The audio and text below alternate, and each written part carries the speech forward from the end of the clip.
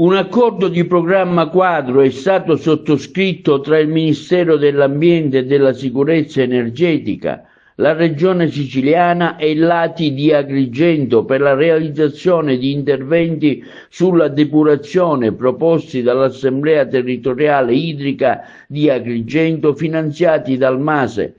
con decreto 262 del 9 agosto 23 nell'ambito delle risorse del PNRR relative all'investimento 4.4 investimenti di fognatura e depurazione per un importo complessivo di 5.500.000 euro, lavori per la messa in esercizio e l'adeguamento dell'impianto di depurazione del comune di Racalmuto per un importo di circa 1.569.000 euro, lavori per l'adeguamento del depuratore del comune di Naro di importo di 2.943.000 euro circa, lavori di adeguamento tecnologico e normativo dell'impianto di depurazione del comune di Alessandria della Rocca per un importo di circa 1.014.000 euro.